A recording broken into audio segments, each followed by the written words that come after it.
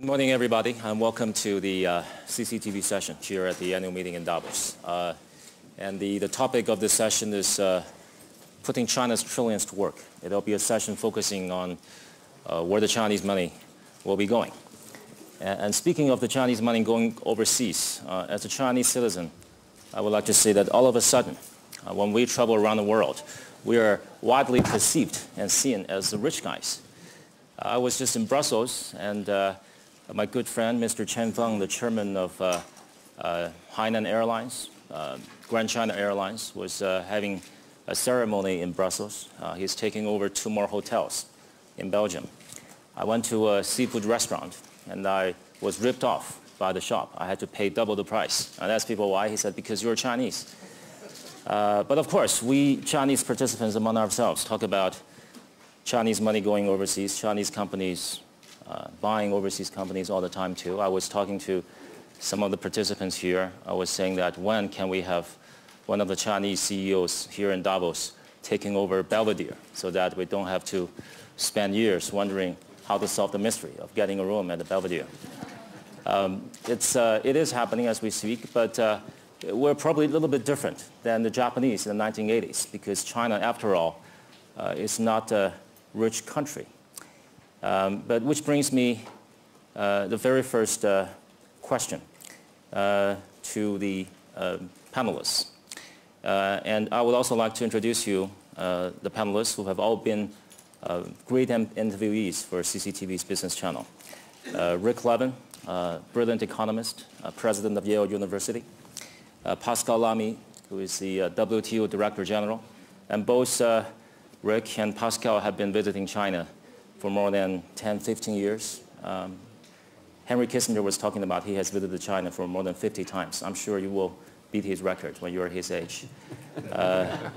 Zhang Zhao is the CEO of Hony Capital, China's largest private equity. He is also one of the executive directors of Lenovo Holdings, which Lenovo also bought IBM's PC business a few years ago. And of course, Bob Griefeld, CEO of President of NASDAQ, who was also in Beijing a lot. The first question is, I remember, Pascal, when you were in Beijing last time, that you were saying that if we go to the roots of many of the squabbles at the WTO between China and its trading partners, very often the question is whether the world still sees China as a developing country. What do you think? No, I think it's a big issue for the management of the international system and of the international economy. And my guess is that we will see in the years to come, as China's investments abroad grow, and I have no doubt that this will happen, we will have the same sort of political turbulences as the one we've had on trade for the last 10 years. Investment of China abroad is the next phase of China's internationalization, and this will bump into public perceptions problems in China and outside China. Outside China, because this will be seen as, one more destabilization, rearrangement of respective balance of forces. And if you look at what happened on trade, with a sort of, this perception totally unfounded in my view, because I look at the numbers, but, politics are about passions and perceptions. If you look at what's happened on trade for the last 10 years, the sort of notion that, China was dumping the world with cheap goods that were flooding consumer markets everywhere, you've seen 1/10 of what you will see when China will start seriously investing abroad. So this is a political issue which needs to be dealt with. Otherwise, it's going to be one more mess in the system. Now, it's also an issue in China. And I mean, well, many people in this room who know depth of China better than I do, but I've always been struck at how much what the government does with public money, and there are a few trillions of reserves were perceived by the Chinese people as their money. There's also a lot of domestic political debate about that. If you look at the blogs in China, if the government invests money abroad and this money is not well used, big political backlash. So, all in all, an area of turbulences which stem from the fact that, again, the world still wonders, outside China, whether China is a poor country with many rich people or a rich country with many poor people. And depending on how you answer this question, the political consequences you draw out of that. And, you know, we will have, investment-wise, the issue we've had with trade, we are having with trade, which lies on erroneous public perceptions, if this is not carefully dealt with. John, are we a poor country with a lot of rich people, or a rich country with a lot of poor people? Well, I think China is definitely a developing country. It is lifting itself out of general poverty. That's the success in the last 30 years.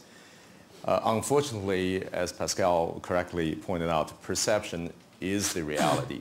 But let's review. Just in the last 20 years, I remember when I was a child, just about all the Chinese live in China, and for the rest of their lives, they thought they would be in China. Didn't know anything about foreign. And when Deng Xiaoping opened the door up, it was a big deal for anybody to be sent by any reason, government sent or they have relatives overseas, go overseas, to make sure that foreigners do not see China as a poor country. The government has sanctioned a rule that says, we will make you a nice set of suits so that you don't go outside and show that we're such a poor country. Face is everything. So fast forward, now the government doesn't do that anymore. The foreigners see wealthy Chinese, because these are the guys who have business to do overseas, or they have money to spend overseas. So giving the rest of the world the impression that China, this is ordinary Chinese. Well, they're not. They're the minority, and they're wealthy. So I think China is a developing country in general, are still poor in terms of, you know, average per capita, this and that. But it's a large country economically, because China as a sovereignty could unite resources in a way where, you know, they look at the Olympic game. You know, how could a poor country do a game as luxury as that? But that has something to do with how the country is organized. But if you talk about everybody's living standard, China is still, I think, it's not a very rich country. Now with this, I would not say China is a poor country, because China has a model which is demonstrated in the last 30 years, that is, it is developing very fast. So with the way that it's developing itself, I think China will become gradually not only an economically large country, but also fairly strong country. That's probably the next 30 years. Rick, Yale has probably more Chinese students and Chinese faculty and Chinese connections than any other Ivy League schools in the United States. And do you find yourself always in the position of bridging that gap between perception and reality on China? Yes. I think it's a battle. American public opinion is surprisingly and problematically somewhat hostile to China, to its the perceived, you know, taking away of American jobs. The rhetoric in the political sphere, I think, creates, you know, some among Chinese who are living here, some, you know, deep concern, and understandably, you know, the perceptions are in my view, unfair, ungrounded. I mean, even if you change the terms of trade, even if the Chinese currency were tremendously upvalued, it would not have a major effect on the U.S. trade deficit. I mean, it's we could buy things elsewhere, more likely than produce them at home. And as Pascal was just saying to me earlier, a lot of the import content of Chinese exports is very high, so the net effect of a revaluation would not have a huge effect on Chinese trade balance. Yeah, a lot of us saw the State of Union address by President Obama, in which he mentioned China as a competitor, and he talked about how the U.S. need to get jobs back from countries like China. Was that mostly election campaign year rhetoric, or do you think it is how most American decision makers actually think? I think it's more campaign rhetoric than, I think there's a better understanding among policymakers, at least in the White House and State Department, Treasury Department, than that rhetoric would persist. However, in Congress, I'm not so sure that Congress is so enlightened. So this is a problem. And, you know, one way to get jobs back is to be more open to Chinese direct investment, let Chinese investment create jobs in the United States. Mm-hmm. But there have been barriers erected there. The CFIUS process, which reviews investments, initially was intended to protect the United States only against, you know, potential threats to national security. But ever since the CNOC case, there's been a broadening of the sort of scope of CFIUS to take up cases that are basically simply competitive threats. And then there's been retaliation on the Chinese side with the passage of the anti-monopoly law that explicitly gives the Chinese government the right to deny foreign investment on competitive grounds. So this is not an advance of the open trade and investment system that Pascal has championed for his whole life. It's a step backward, and we should, those of us that try to carry the burden of persuasion towards an open world system, have a lot to overcome in the United States. Bob, do you have this perception versus reality issue with the CEOs and investors? Yeah, I would say, let me, if I could back up for a second. In terms of developing countries, you know, China is obviously both. When you go to the technology parks, this science technology parks, and I am a member of the Tsinghua University board, and I go to their technology park every visit. It's remarkable, right? So there's no other place on the planet, and certainly no developing country that has that kind of infrastructure in place. And what's interesting to me, 10 years ago, they're about having pride to catch up to what the world is doing. But if you go there for the last 3 years, the message you get from the technology parks is, we will innovate, right? If they're about innovation, they want original content, original technology coming out of China. And you're seeing that come to fruition in some of the mobile technologies, right, where China is actually developing something that doesn't exist in the rest of the world. In response to your direct question, I think in the U.S. today, based upon certain situations with other Chinese companies, you have a certain perception issue with a U.S. investor. But I think that's a minor factor relative to the major issue, is that all companies have a somewhat difficult time in the public markets today. We live in a world of equity outflows, so the mutual fund managers can be quite selective, have to be quite selective about what they will invest in.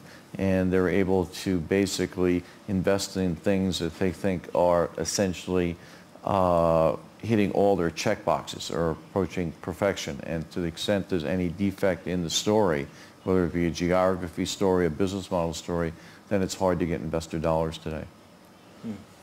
And speaking, well, developing country or not, China is a country that sits upon a lot of cash. So we'll be talking about where the Chinese money will be going at this session. I would like to say there are probably 3 levels. At the top, at the state level, we do have 3.2 trillion, almost 4 trillion US dollars of foreign reserves. And China has always been buying treasury bills from the US. China has been financing debt in Europe, even pre-crisis times. And At the corporate level, there are massive accumulation of corporate earnings. We've had Chinese state-owned enterprises, like you mentioned, Sinop's attempted takeover of Unical, and we had Lenovo's takeover of IBM PC business. Last year, we have a much-hyped Geely's highly leveraged buyout of Volvo. It is happening. And also at the private level, we have a lot of rich, what you call high net worth individuals transferring their personal wealth overseas as well, buying properties, buying land. That's also happening. So at all three different levels, it's happening. But let's go to the first level, China's trillions dollars of foreign reserves. Pascal, there has been a lot of media talk about what China will do or should do with the European debt crisis. But I assume it is mostly the media rhetoric. The decision makers in Europe wouldn't really be counting upon China to solve that crisis, would they? No, you're right. My own view, and I'm not anymore a European insider, as you know, is that this is media fluff. I don't believe one second that there would be a negotiation between the Chinese government and the European, quote-unquote, sort of government, saying we will buy your debt if you do this or if you do that. They don't even do that with the US. They buy the US debt without any condition. So I don't believe that. But what remains true, what has been said so far, goes in the direction, is that the flow of Chinese money to the rest of the world will increase. Whether it's private money, whether it's public money, whether it's semi-public money, this will happen with the sort of political turbulences it will create. And so I anticipate this problem. I mean, in my view, it's going to come, and it's still time to try and frame it in such a way that it does not degenerate the way it has in some way degenerated on trade. And one of the sort of avenues I would suggest, what's the root of the problem in non-Chinese public opinions? Is that there's a Chinese official behind every Chinese business person. That's the perception. That China is grabbing resources. That's what they're trying to do with a sort of new colonial something.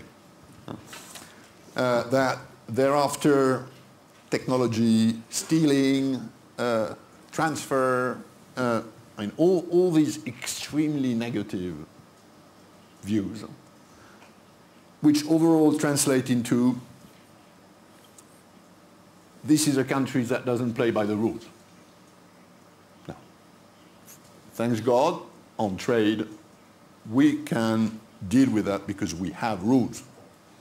And it's quite easy to determine whether or not a country plays by the rules where there are rules. And we have rules. Now, on investment, the problem is that playing by the rules means nothing because there are no rules. There's nothing like an international system that would basically say that's the common standard for rights and obligations for an investor vis-à-vis the country, vis-à-vis the people that are employed, vis-à-vis the profit you're making, vis-à-vis the tax system, vis-à-vis the way you can repatriate your profits. There's nothing like this. And again, I believe that's an aggravating factor. Good as point. long as we don't have that, this next stage, which again I'm convinced will happen, will be more difficult to manage. And I think it's regrettable. We'll go back to some of the points that you mentioned. But John, going back to the trillions of dollars of foreign reserves, there are reasons why China sits upon such a huge amount of cash. Some say it has to do with decades-old methodology of foreign reserve management and investment philosophy. What do you think? What do you think China should do with this amount of money? Well, being a professional investor, my view about the Chinese overseas so-called investment experience is like this. Before, just a couple of years ago, Chinese really were not very focused on investing overseas, including SAFE, the foreign reserve. They were barely keeping that increasingly large pound of money. They didn't know what to do with it. And the fear is that if you leave it there, the value is going to decrease. That's like a crime. So what do you do? So they basically says, well, look at what everybody else is doing, buying U.S. Treasury. Okay, so that's a way of maintaining at least the value of that result of trade surplus. When they began to invest, I'm still talking about the 3.2 trillion U.S. dollar foreign reserve, they actually experimented with hiring international fund managers to try to place it down into the system. Today, very much they're still doing so. They're not an active investor with the purpose of grabbing resources or anything. They're simply saying, let's make sure this hard-earned money doesn't depreciate as all these complicated situations are rising. Now, on the other hand, there have been fairly active attempts by both sovereign funds like CIC, China Investment Corporation, which is newly formed, and most importantly, Chinese companies to invest overseas in the last few years. We actually are very active in facilitating some of the Chinese companies in their global expansion. Now, unfortunately, the perception that Pascal just illustrated is true, and I would say quite a those are stereotyping, because you have bad Chinese companies, the guys who systematically fraud. But the vast majority of Chinese companies are trying to follow the rule as they understand it. But it's just a key point to prove China is still a developing country. Many Chinese companies are learning the rules as they're trying to follow it.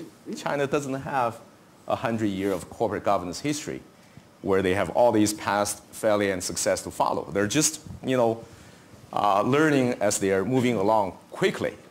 Many of the Chinese that foreigners are saying today are for the first time coming out, trying to do business with foreigners, with cultural differences, the understanding of law and the rule.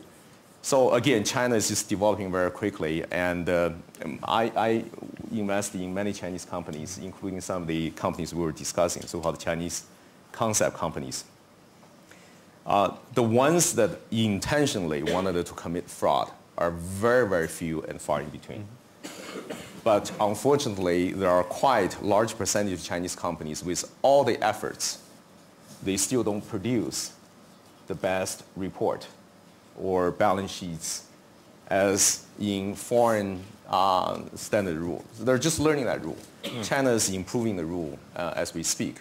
So I think it will take some time for their own good to see the rules get understood and established, and that somehow could started to mesh with the rest of the world. Rick, if you were in charge of China's foreign reserves management, what would you do? That'd be fun. So obviously one way to dispose of China's reserves or to utilize them efficiently would be to invest abroad and increase direct investment. And that would have an effect of, at least in the short term, of redressing global imbalances, although it wouldn't solve the problem in the long run, because in the long run, if they're going to make good investments, there's going to be money flowing back to China, and you still have the fundamental imbalance in the world economy, which is China saves too much and America saves too little. And that's what drives China's persistent trade surplus. And so the question is there a way to use these reserves that at least some portion of them, to actually eliminate the source of this accumulation? And one idea would be to use the reserves and a continuing flow of trade surplus to finance a better social security system in China, to give private, individuals less need to save for their own retirement. China is going to have 1/3 of its population in retirement in 2050. given the years of one-child policy. And that means a pay-as-you-go system of financing retirement is fundamentally going to be unsound. So it's either individual savings that are going to finance their own retirement, or it's a funded or partially funded Social Security system. So now the amount of Chinese reserves is nowhere near enough to fund a Social Security system. But right now, only about half of the Chinese workforce is covered under the nascent Social Security scheme that's been developed just in the last few years.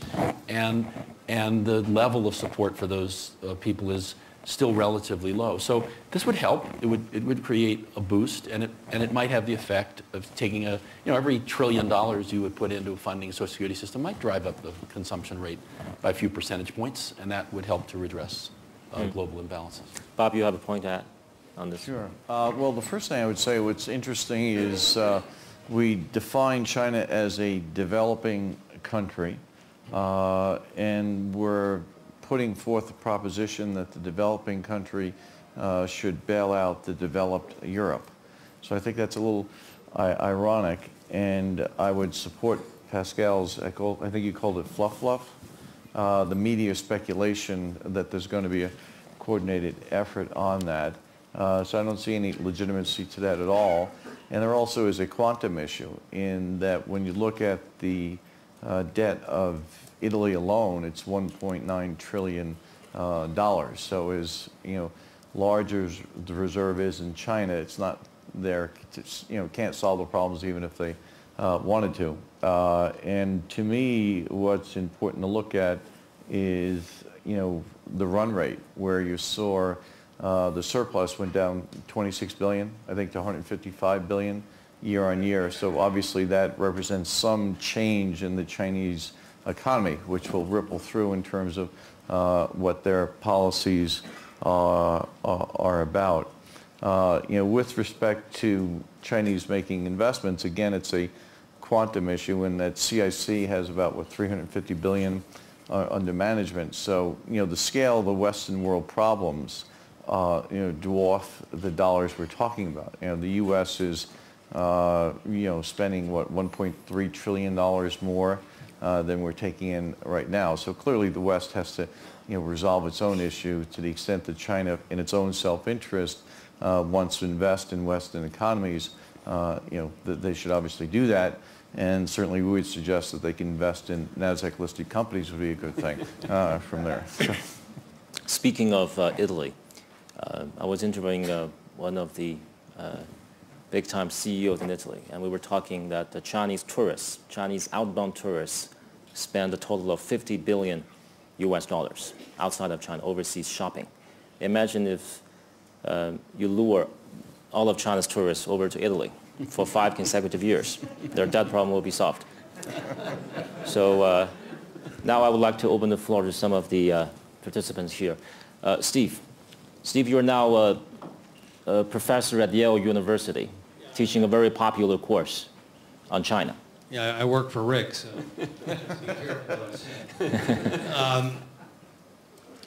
The premise of this session is how to put the trillions to work, and the panelists have identified the key tension in resolving that, which is a developing economy with an enormous surplus of saving.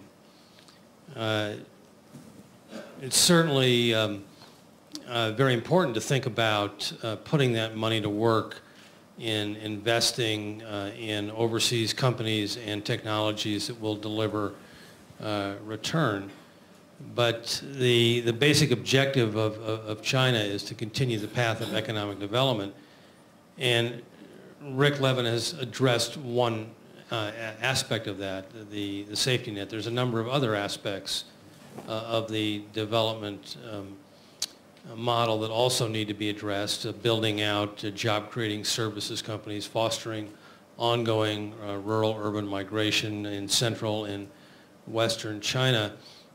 In thinking about putting money to work overseas, I'd be interested in the panelists' broader view about putting the money to work internally in driving what is a critically important transition in the Chinese economy from the export and investment-led model to more of a consumer-led model that really takes development up to the next level. Thank you. Mr. Chen Feng, the chairman of Grand China Airlines Holdings.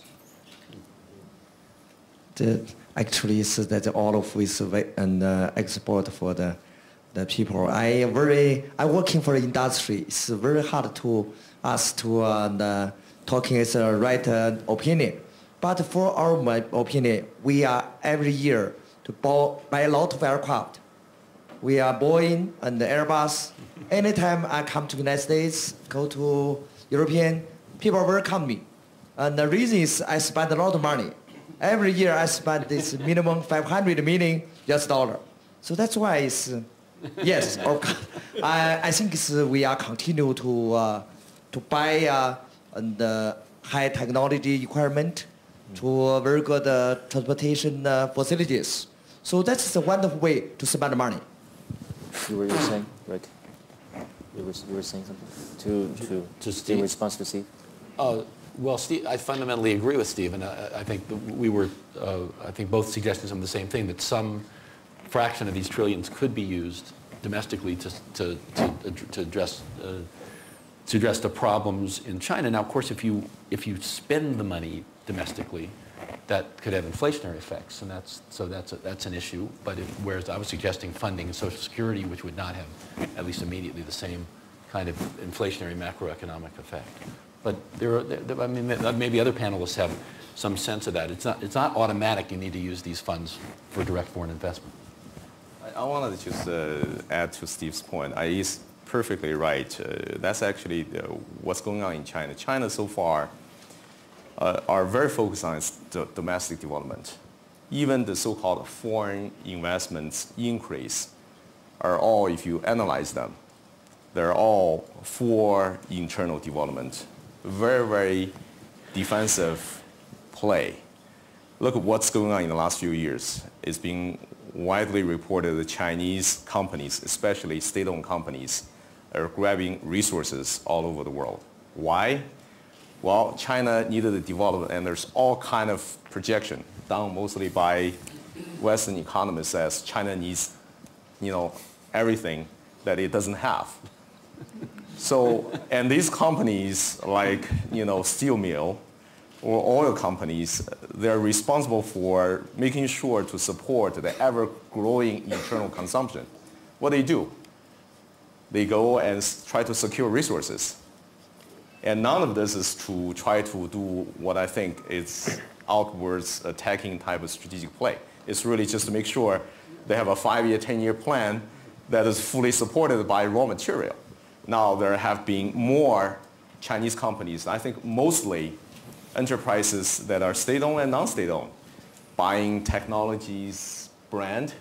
Again, the thesis that typically they have is so that they can take advantage of the technology and the brand for domestic needs.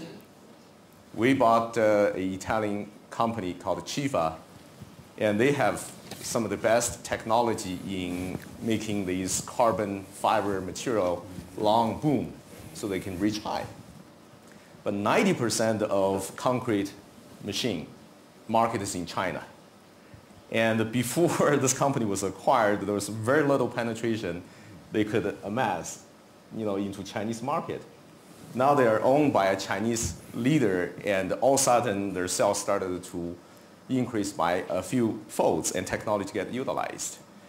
But again, none of this is for going to the world and try to occupy every corner. It's all for internal, and that's the first stage. But I think, I'm seeing a turning point where more and more Chinese are interested in becoming so-called multinational companies. Why?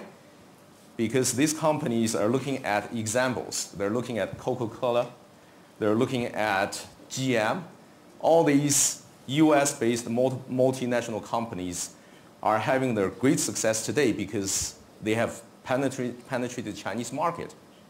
Now they're thinking maybe their view of becoming a bigger and better company is to become a company that can cover international markets. So they're learning to do that now, but hasn't started yet. But John, I want to ask you about There are a lot of successful examples of Chinese companies investing overseas, taking over foreign brands and companies, but there are a lot of failures as well. And sometimes the failure, if we're talking about a state-owned enterprise, it has to do with ideological clashes. Some say if it's a state-owned company of China, they have unlimited source of capital, and that's against market economy principles. But sometimes, maybe together with the amount of money Chinese people are perceived to have and Chinese companies are perceived to have, there's some sort of fear against Chinese companies investing overseas. Sometimes it's not necessarily government-to-government red tapes. It is rather this fear that the Chinese money has generated around the world. Have you ever had a case, that failed? Absolutely. Because of that? Yeah, I tend to agree with Rick's early point about, with the world's problem, governments sometimes tend to politicize a normal trade issue. Let's try to prevent that. But again, for Chinese company to come abroad acquiring companies, I don't think the government regulation or political rhetoric would be the hindrance. The critical thing is just like any two company wanted to merge. There needs to be consideration about strategic fit, resources match, and more importantly, culture, harmony. And I've run into a situation, this is 3 or 4 years ago, where a Chinese company where we are investor are interested in acquiring a German company. And when the two management team met, and the German management team was just not comfortable with being owned by that Chinese group, and they literally choose to sell the company to a French ownership group at a lower price. That really is a good example to show that there's quite a bit goes into cultural fit. Money is not everything. So in other words, because you have money doesn't mean you're strong, right, or you're not emerging. You're or still you're learning. Trusted. There's a fundamental lack of trust in Chinese. I actually happen to believe the German company made the absolute right decision. If they didn't believe that they can work with the new owner well, think about the disaster that you could have after the ownership. So I think this is the one thing we're advising all our Chinese companies who are interested in coming out and acquire companies to focus on these operating issues. And that's a learning process. Bob, Chinese companies, particularly those listed on NASDAQ and NYSE, seem to have a little bit of a reputation issue, a crisis, so to speak, last year. How are things looking now? Let me, again, answer the prior question, and I'll get back to your direct question. One thought, if you're running a Chinese company and your home market's growing by 9 or 10% a year, and you look across the world and you can buy into a market that's growing 1 or 2% a year, I know if one of my line managers came to me, I would say, why don't you focus on the 10% grower as opposed to the 1%? So I think you have that natural rationality to the actions. And then things like the CFIUS process, and I've been through that myself as we took foreign direct investment, is certainly a friction in wanting to do these type of things. And it was hard enough 3 years ago, so if you're saying it's harder now, that would scare away a number of people. With respect to your direct question, we had a couple of relatively high-profile Chinese companies that were not following the rules of the road. And it's important to recognize that we in the Western world have had a long tradition of corporate misdeeds. So it's not a new concept. And it's not in the distant past that we can remember Parmalat in Europe or Enron in the US. So it's a natural consequence of actions. That being said, it's not our job to accept that as a state of being, but obviously to evolve to a higher place. And what we're doing in China quite aggressively is to promote the corporate governance standards that have been developed in the Western world. And what's interesting to me is there is a direct cultural difference between the reception we get in China than we have seen certainly in large parts of the U.S. When regulations came, such as Sarbanes-Oxley in the U.S., it was met with really general derision by the corporate class in the U.S., irrespective of some of the positive things of Sarbanes-Oxley, ignoring all those positives and focusing on some legitimate negative things, in particular Section 404. In China, they seem to have an insatiable appetite to learn good governance standards. The seminars, the classes we run are fully subscribed. They're booked early. So I think it's a process of evolution. In the meantime, you obviously have to work through the current set of circumstances. And the one thing I'll say is investors have a very short memory when they believe there's a good company that's coming to market. What about the other way around? How do you read into the possibility China is exploring right now, which is to establish an international bourse in China to attract overseas companies seeking IPO in China? Yeah, that's been obviously under discussion for a number of years, and we're a strong supporter of China moving forward with that in the time frame that's proper for them. And clearly, Western companies that have large operations in China have a large, not just production, but also consumption in China want to be a recognized entity. And I think the international bourse, when it does come, will be quite popular. Once again, questions from the audience.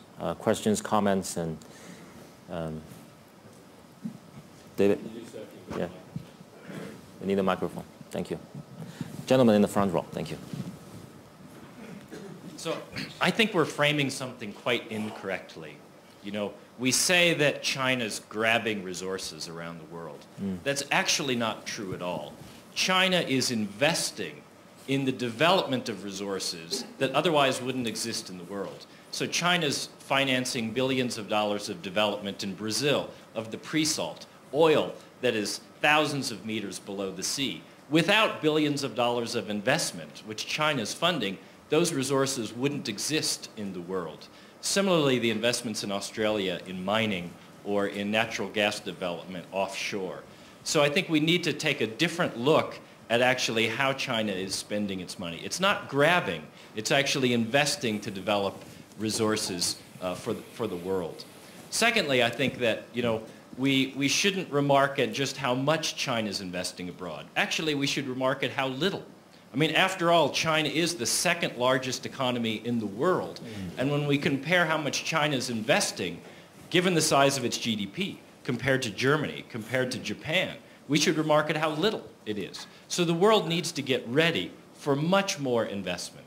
Now, on the question of how China is balancing its investments abroad, clearly it needs to be thinking ahead to major challenges in the economy. One is inflation, and so expanding the productive capacity of the economy is a big one.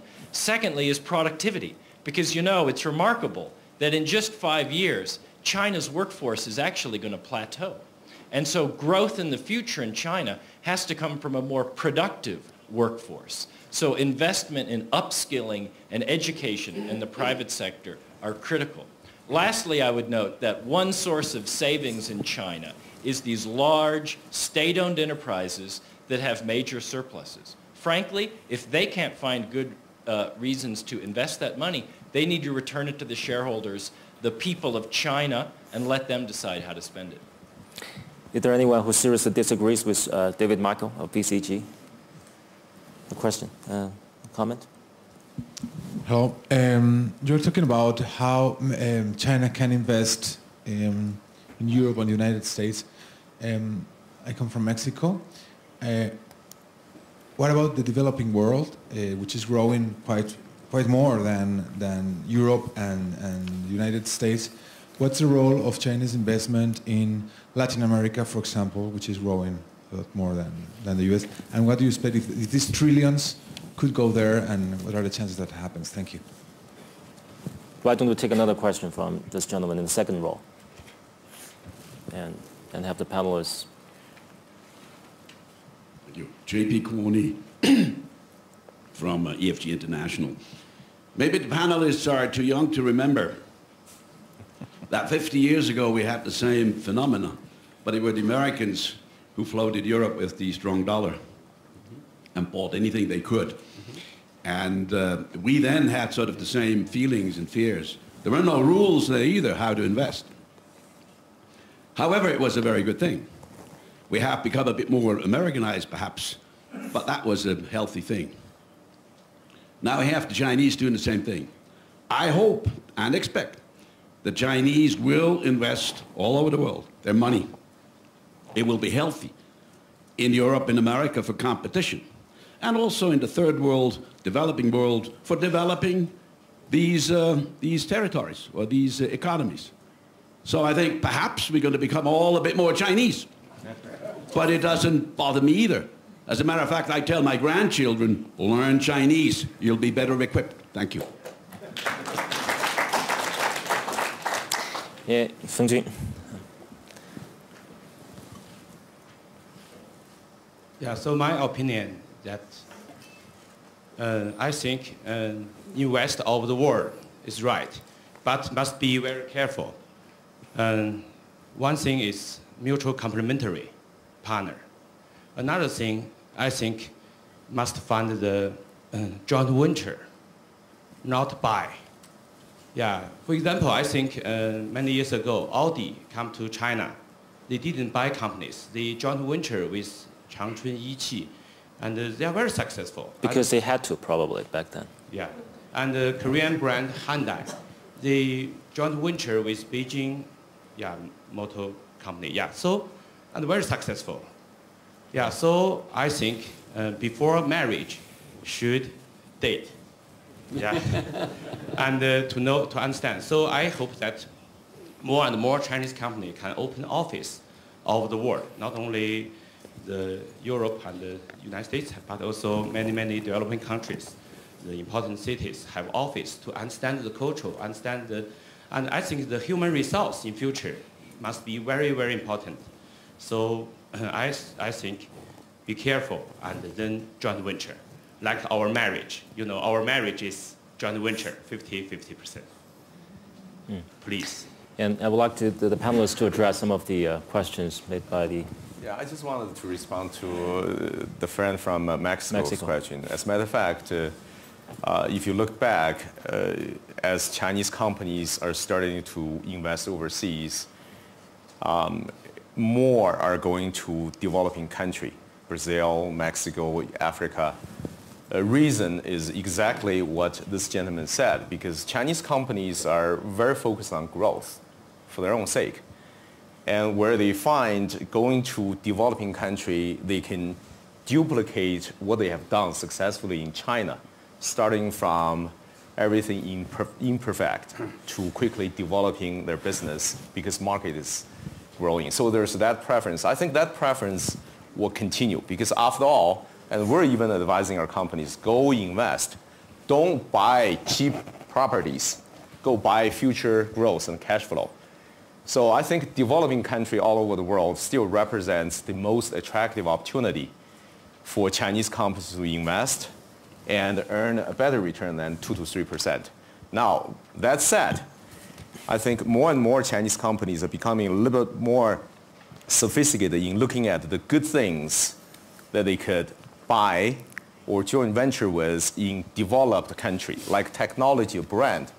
Again, their focus there is to bring these things back to China to satisfy the fast-growing domestic consumption requirement. Think about all these luxury bags, handbags ladies use that are bought everywhere around the globe, but to be brought back to China for internal consumption. So I think those things are the main theme for the next few years. And that's also a very good learning platform for many of the Chinese companies. Pascal? I 100% agree with the sort of get ready for more Chinese investment abroad. This will happen.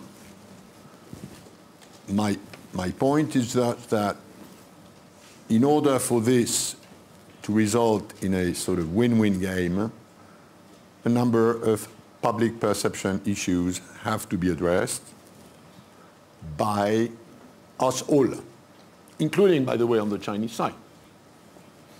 If you watch CCTV, what you see from China will definitely convince any viewer that China is a highly developed country.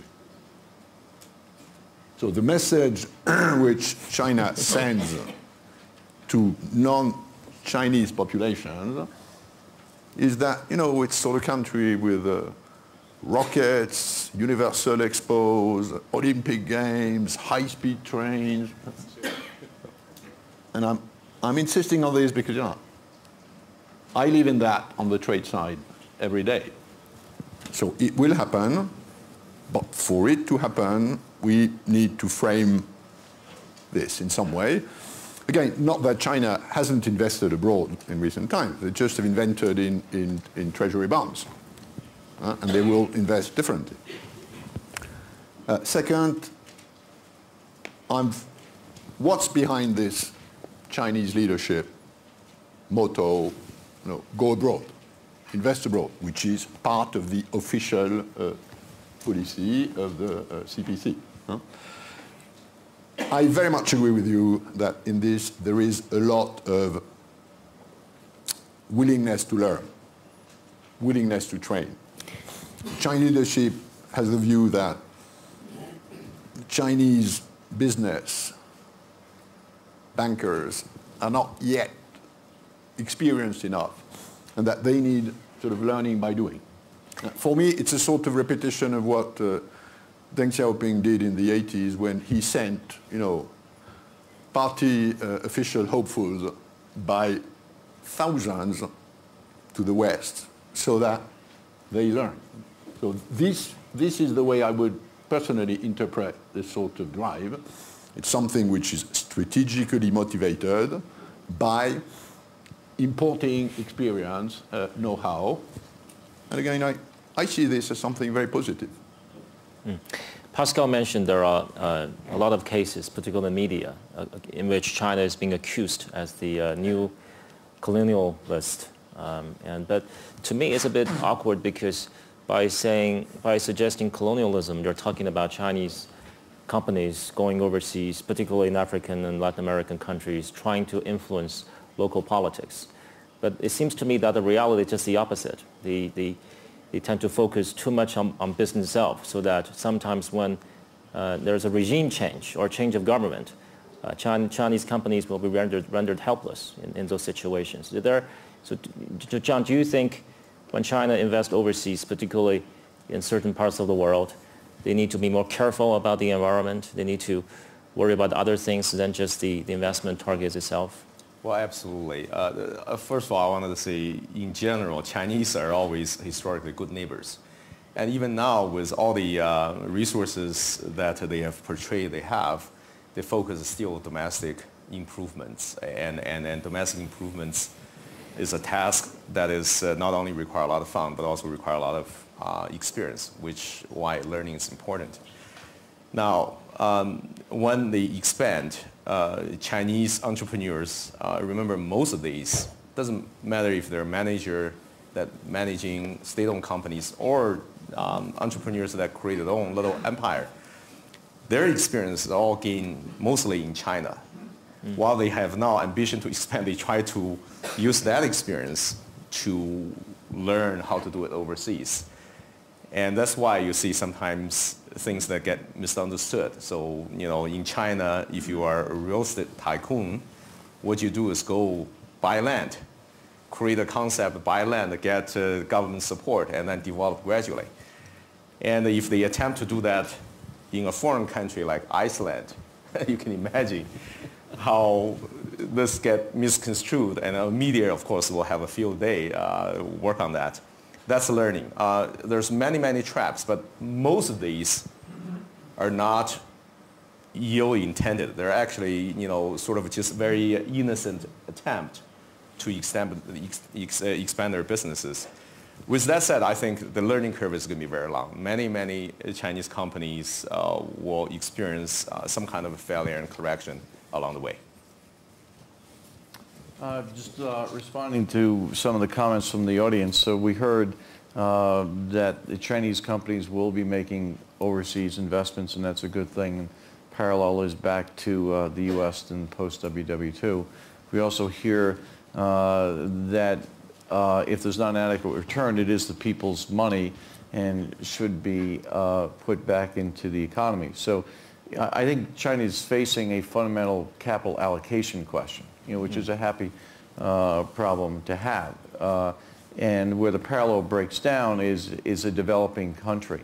And for them to be investing overseas, that return has to be quite high to really overcome both the financial and the social hurdle of the returns from investing in the country itself. So certainly when you go beyond the tier 1 or tier 2 cities, you see that China has a lot of room for growth. There's a lot of, per capita income is quite low, and there has to be a large claim on some of those reserves being invested domestically to move the domestic environment higher. And so you're going to have that fundamental tension in the years to come. And the balance of it is, obviously uncertain between foreign and domestic. Rick, I remember Bob's comment reminded me of something happened in the Yale context a couple of years ago. There was a Chinese graduate from Yale who became a very successful private equity manager in China, who made a lot of money, and he donated $8 million to Yale as a tradition of Yale University. But this incident generated a lot of criticism in Chinese media, particularly on the internet, suggesting exactly what Bob had mentioned, that China is a developing country of so many. This gentleman, why didn't the gentleman give that amount of money to build schools to children who don't have access to clean water or good education? What do you think should be the narrative for Chinese investment domestically? Well, let me just say about this particular individual, he's an extraordinarily generous philanthropist within China, and he's rebuilt schools and housing in his home village. In fact, and this portion of the money he gave to Yale is in supporting an exchange program between Renmin University and Yale. So he's very focused on supporting his own country as well. But it reflects a mindset in China, which is that the Chinese have an obligation to pay attention to their own domestic problems, improve the well-being. The wealthy Chinese have some social responsibility to give back to their society of an attitude that's not unlike the attitude we have in the West, particularly in the United States, which thrives so much on philanthropy. I agree with Bob. China has many pressing domestic problems: unequal development, East and West, rising disparities of income, which is, of course, a consequence of any industrialization process. As you move people from a subsistence level in agricultural-based production to an urbanized workforce, there's always a worsening of the Gini coefficient before it improves again. This is a pattern repeated over and over again in the development process. So it's it's clear that there's a lot of concern about China's domestic problems, environmental problems as well as these economic disparities, and the Chinese government's acutely sensitive to these, and is if you read the current 5-year plan, I mean, there's a tremendous focus on addressing these issues. I would like to open the floor again to the floor. This gentleman, and then this gentleman in the first row. Thank you. Peter Holmes at Court, Australian Financial Review. Talking about the narrative for China's investment outside China, the opposite to that last discussion, I would think from some of the things said today that the general population of countries like Australia would take them as very concerning, and they would talk to their politicians about stopping investment. I would hear things. You've already said that the senators have told people they've lost their jobs because Chinese workers have taken their jobs, or wages haven't increased. We've heard we might see 10 times the amount of dumping. We've heard it has to happen, and we've heard that the citizens of the countries have to become more Chinese. A lot of people around the world are saying they don't want that, and rationally or mostly irrationally are talking to their politicians and saying, what can you do about that? So I'd be interested to hear what the panellists think China can do about improving the narrative so it doesn't get swung because of the extremes. Maybe it has to do with media as well. China creates every year, according to Australian press, several or maybe 10 billionaires in Australia because of China's purchase of natural resources, and those billionaires, I presume, will create employment and contribute to the local economy as well. But yeah, what do you think? Well, I think that's spot on. If I had to summarize the discussion so far, I would say big money in search of a narrative. And we'd better get the narrative right. And again, get the investments right and then get the narrative right. But that's, again, getting the investment right is the business of business. But as we all know, and in this globalized planet, it's even more true, it's ever been, they operate in a political environment with feelings, with passions, with perceptions. And if I take the experience of trade, which is, we have the experience of how it has happened, how overall it's been great, a big win-win game, and how public perception-wise in US, it's terrible. Now, won't we agree on these two things? Looking at numbers, it's been great. Looking at politics, it's been terrible.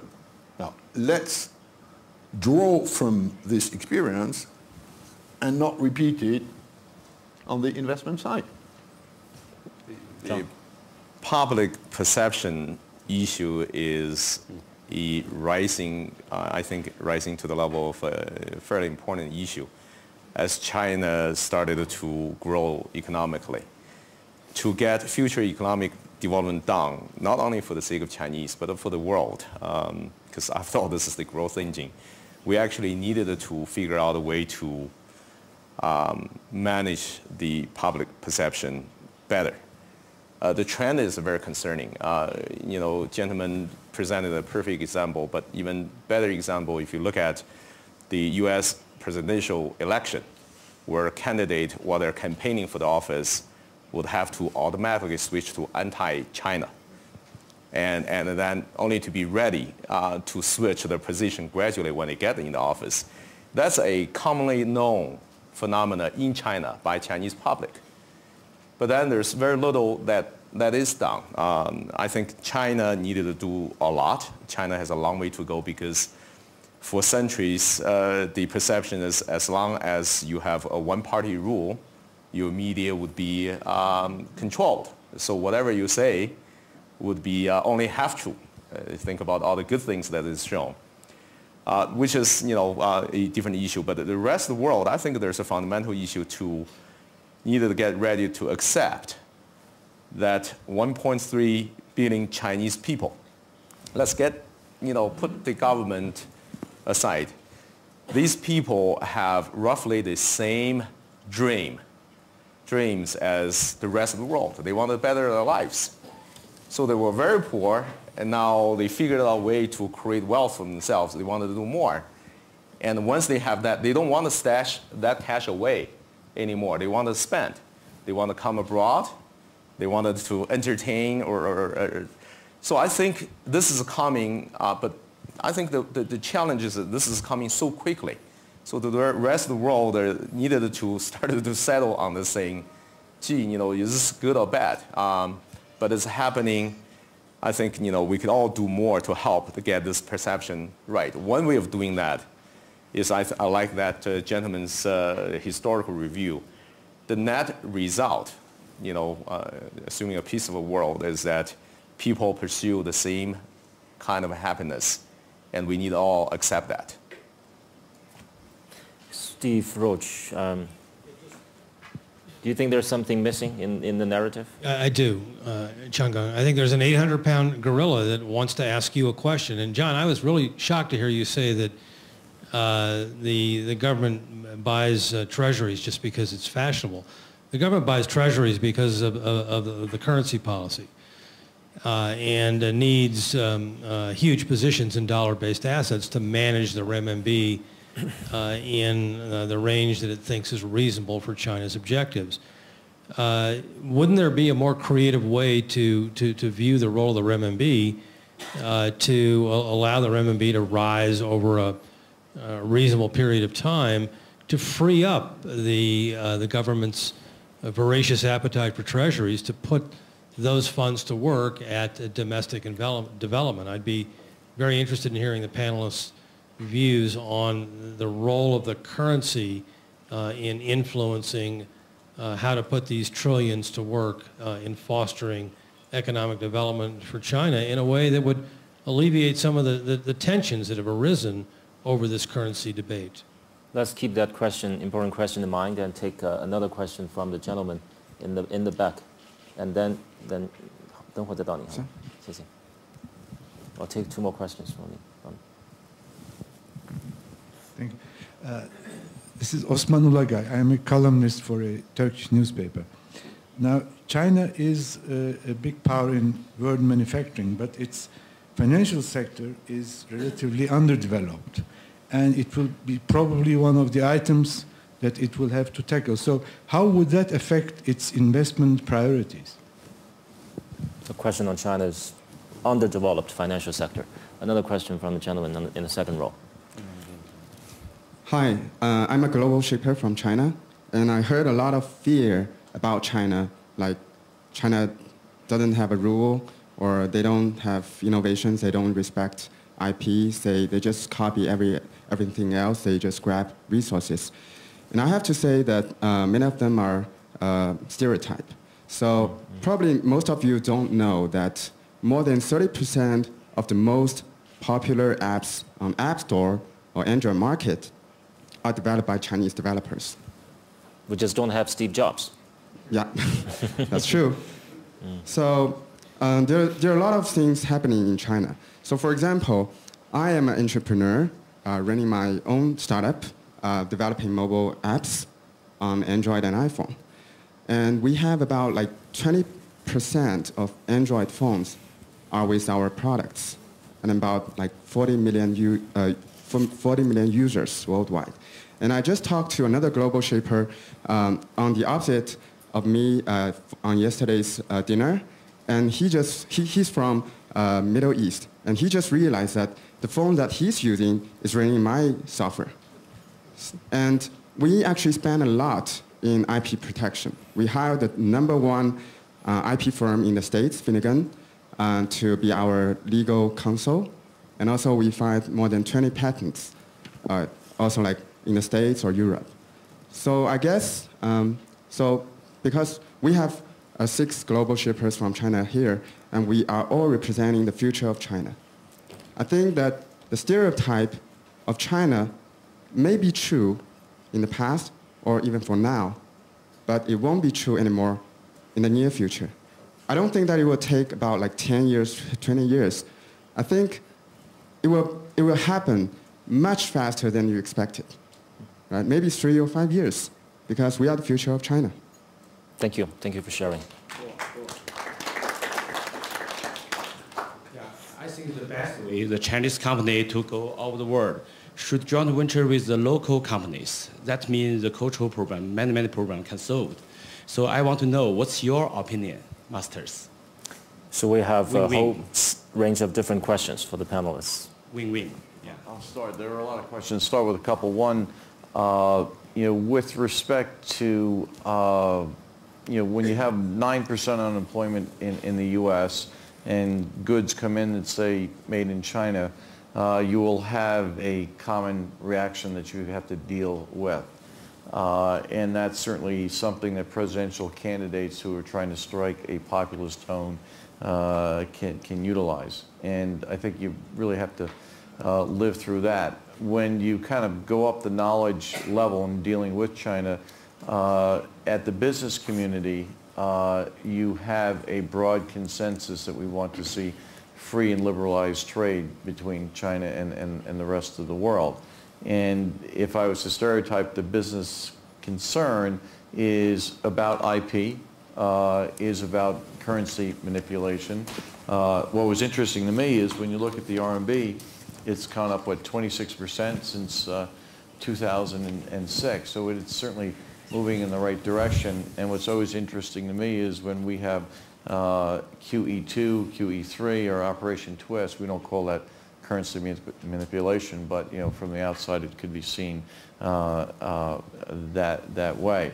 On the IP question, I highlighted in my earlier remarks, when you look at the science parks, you see tremendous innovation. And the viewpoint, I think, in the business community is as soon as China has IP, then they'll want to protect it, right? And then you don't need to have the, some hand of God guiding it, but you'll have this welling up. And I'm glad to hear that you're filing for patents and you want to protect what you develop. So I think that problem corrects itself over time.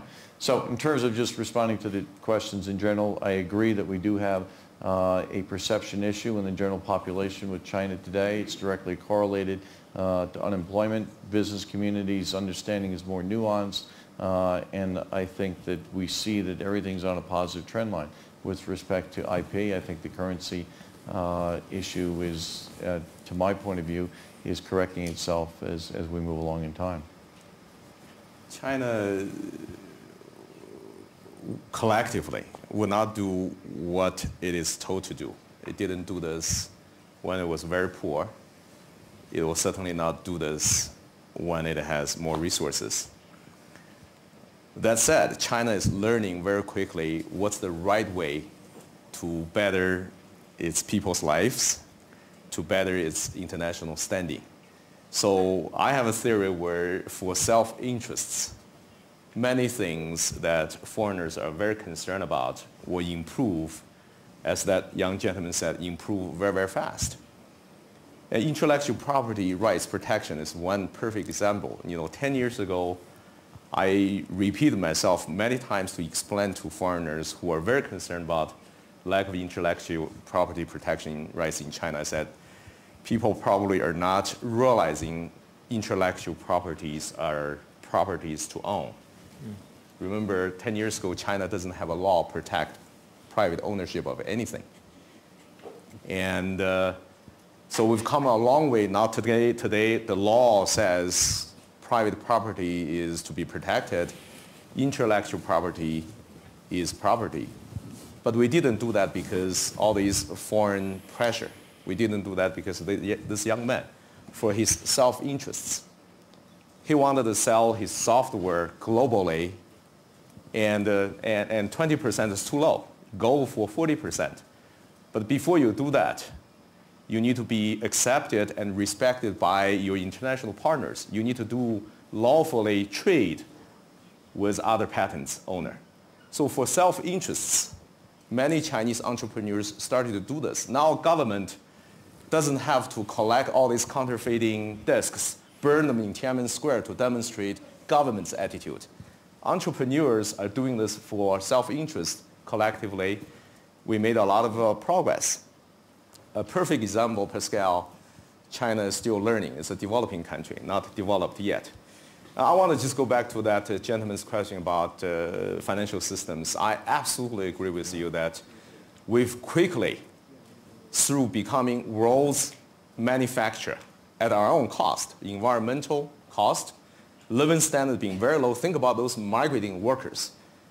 I just saw a very moving episode of a TV program a few days ago by CCTV, where China has tens of millions kids that are left behind in poor countryside because their parents, both of them, or migrating workers and living in very poor condition and producing what they didn't have before.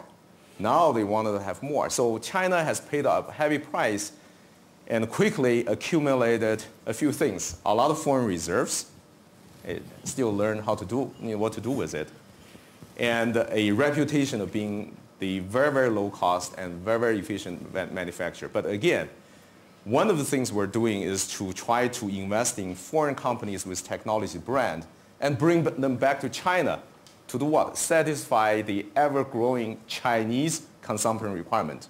With all the efficient factories that are in China, they were so busy in producing for the rest of the world and haven't paid a lot of attention to Chinese domestic need. Now they have to turn inward and see what do we do to define a product for Chinese consumers.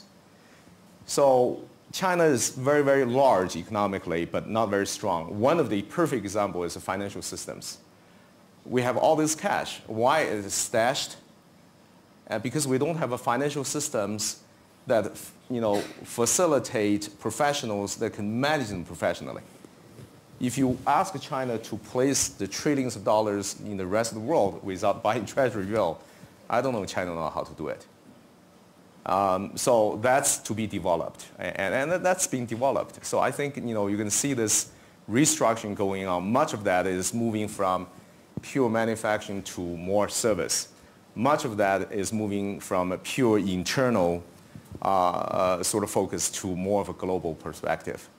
And now the concern is probably too many resources are flooding into the financial sector because it's a lot more profitable than manufacturing. Our premier was recently talking about how he was concerned that resources are flooding into the financial sector instead of the manufacturing. People are used to the ideas of overnight millionaires, billionaires through financial operations. We are having so many private equity companies, so many investment companies, but we don't have enough great Chinese manufacturers who truly manufacture world-class products like Samsung or Sony. Pascal. Well, on the narrative, first, I wonder whether your CCTV program about Chinese kids is for domestic consumption or for consumption abroad. I would be surprised if it was for consumption abroad. But that would be, again, one of my recommendations. Second, your phone apps business narrative is absolutely great. But this is not the dominant narrative. So you have to make sure that it's become, the narrative changes to experiences, stories like yours, rather than the sort of stereotypes.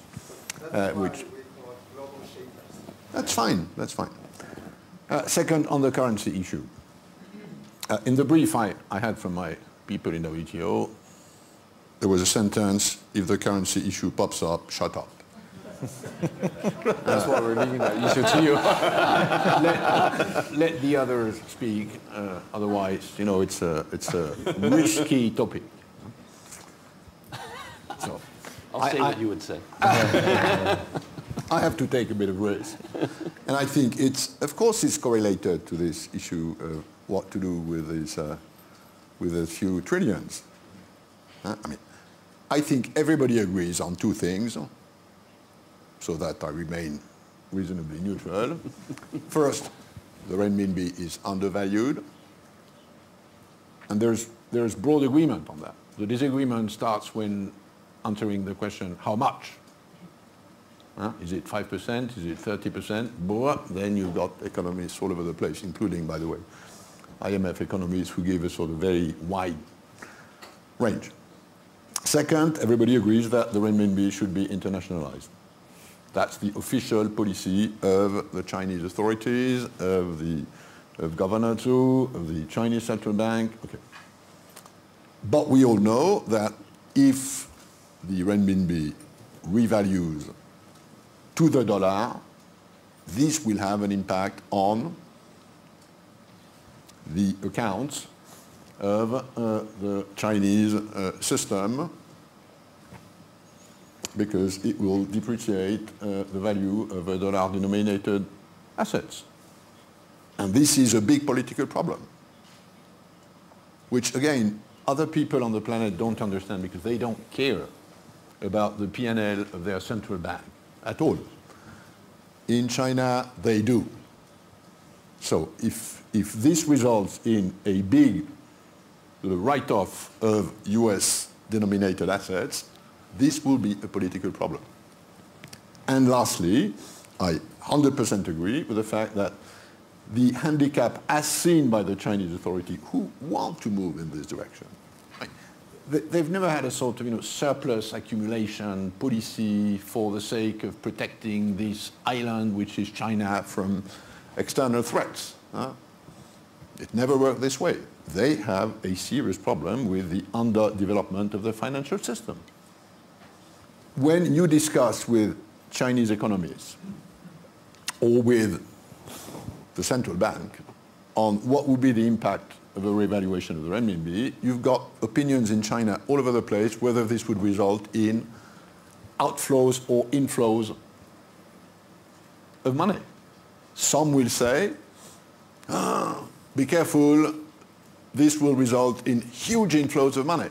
Others will say, oh, be careful, this will result in huge outflows of money. So it's a very complex issue, and the reason behind this is true. The system is not sophisticated enough. The lady in the second row might have want to respond to some of Pascal's comments.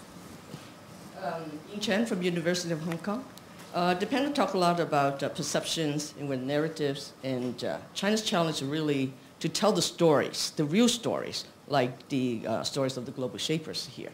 Now, I think the Chinese leadership is keenly aware of this, so it's a state policy to expand China's soft power. What is this done right? What is it done wrong? And how can it do better so that the true stories of China can be told? Greg? I'll address that, but let me first to say just about the currency and then talk about the narrative. I fundamentally agree that, that there's this tension in China about revaluation. On the other hand, China does have these longer-term objectives, which are to have a global financial market and also to have the RMB become a reserve currency, and which will happen. It's already starting to happen in countries that trade largely with China, and they hold RMBs for trading purposes. But since the RMB is not fully convertible, there's going to be there's strong limits on how far you can go. You can't really have a global financial market in Shanghai without full convertibility. So one way to solve the RMB problem is not to focus on the RMB problem at all, but to focus on speeding the route to convertibility. And that will essentially take the control of the RMB out of the hands of the Chinese government. It will put it in the hands of the market. And it'll be much more expensive to intervene in the market. What the effect will be in the short run is ambiguous. It's not automatic that the RMB will go up. There could be a lot of capital, once you free up convertibility, there could be a lot of capital flight in private hands out of China to investments elsewhere and to financial instruments, not necessarily direct investments. So I think it's worth the bet that if the Chinese were to move, they intend to be fully convertible by 2020, at least that's their declared objective. Suppose they set the date forward to 2015. It could neutralize this problem. Right now, the RMB issue looks like a zero-sum game between the United States and China. And that's a really false construct. It'd be much better to take it out, play in a different arena. Move toward convertibility and let the RMB seek its own level, would be my recommendation. On the cultural, I was struck by the comment about American investment being a challenge to Europe in the 1960s. There was this famous book, Le Défi Américain, that had all Europe up in arms about American investment. So what narrative overcame the resistance to American investment? I'm not entirely sure, but I think it was people liked American stuff. I mean, what people like the TV shows, the movies, the Levi's, the rock and roll, and I think that in a way the resistance to and the McDonald's, I suppose, also, but the resistance to America was largely an acceptance of the picture of the American life. Maybe that's part of the answer. I mean, you may have had your finger on it, Pascal. Right. That we're producing useful products. We have great TV shows. We have great creative products. The media and entertainment industry, I think, had a lot to do with the acceptance of America. And maybe that's a strategy for China to tell your story through your cultural products. Well, there's a suspicion of... John, can I stop you over there a little bit? We only have 3 minutes left. And what I would like to do is that we have two ladies, each with a question. I want them to give very quick, this lady first, very quick questions, very quick answers, and also at the same time, final comment from all four of you. And also I would like to have David Michael and Stephen Roach give a final quick comment as well, and then we will wrap up things. Go ahead. Thank you. Ting Yan from China Business News. So some of the panelists here touched upon the domestic consumption issue previously. So I really like to go back to that issue and share some of the feelings from general public in China. So no matter how much Chinese companies and governments go overseas to invest, but it feels that it takes forever for these effects to trickle down to general public. And so why are we never short of money investing overseas while we are always short of money investing domestically, like education for rural children and everything? And why are we giving out school buses to foreign countries while we are having so many school bus accidents domestically? So people are just asking these questions because investing overseas does not, might show we are a strong nation, but it does not, but investing on our people makes our a strong nation. Thank you. It might be a narrative issue domestically as well. Lady over there. You said people like American stuff, and you're right, but I think people don't like some American stuff, and like the penalty, racial segregation for many years. But I think in some sense, America has managed to export the best part, or some of the best part.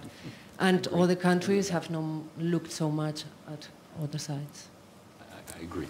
Time for a short and powerful final comment.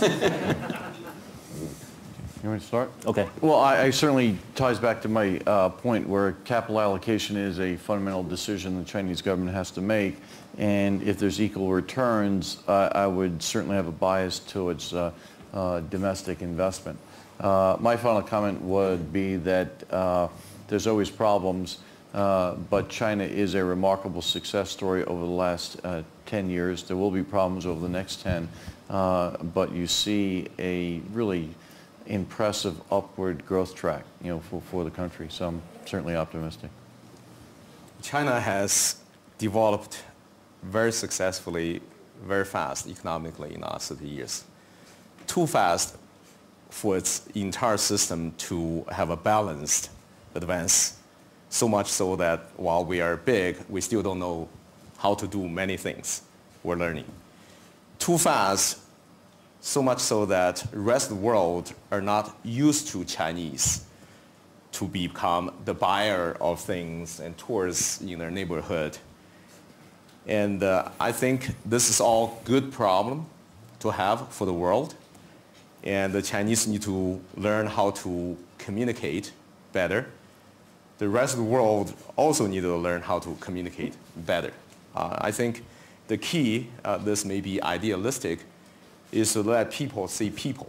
People wanted to have the same dream and good life, and not be hijacked by national political rhetoric, so much so that believes that drives it. Eventually, that fades away, and people better their lives as a common dream will last. Pascal. Yeah, two very clear conclusions, at least for me. A, get ready for more Chinese investment abroad. This will happen. Second, and it's good for all. This is at least what I believe. Second, better improve the narrative so that public perceptions are framed according to the reality of the economic benefits and social benefits of that. And this is a responsibility, first and foremost, for the Chinese, and second, for, let's just say, rest of the world political leaders who have, and I'm sorry to say that very frankly, to stop ceding to these demagogic stereotypes that are antagonizing the people instead of showing the benefits of a cooperation. And this is all the more necessary in times of a tough, hard social and economic crisis. I agree with everything Pascal just said, but on top of it, let's remember, this is a nation that has taken more people across the poverty line in 30 years than crossed the poverty line in 100 years of industrial revolution in Western Europe and North America. And there's, again, as many people to cross the poverty line in the next 30 years.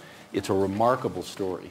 And consequently, I'd say two things. One, use some of your trillions to solve your own domestic problems, correct the imbalances, invest in your safety net, invest in your infrastructure of social services to help China's progress continue.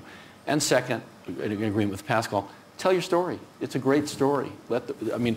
Eventually the politicians will be silenced if the people outside China understand, China's ascendancy and what China can contribute to the world. Thank you, Rick. Very, very final comment from David and Steve. So there was recently a presidential primary in South Carolina, and nobody could criticize foreign investment because the economy in South Carolina is so heavily driven by Korean, German, Japanese factories. Exactly. And that's the future. China will take its place alongside those other investors, and we will get through the narrative. We'll get through the currency issues as well as we look at just the increasing wage rates in China. We'll bring about that rebalancing. I think the single most important thing we can all do is work together to help China develop successfully. The set of development challenges yet to be solved by China in the next decade are massive.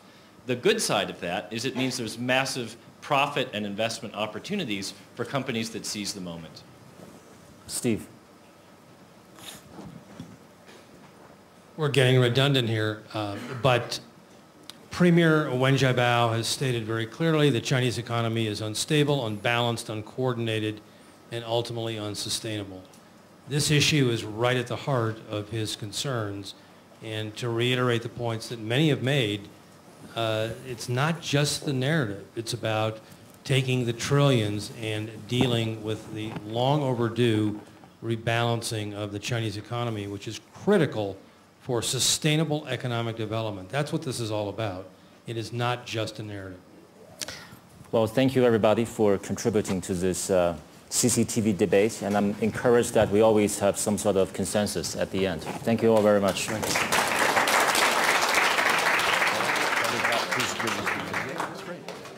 Thank you, Rick. You did a great job.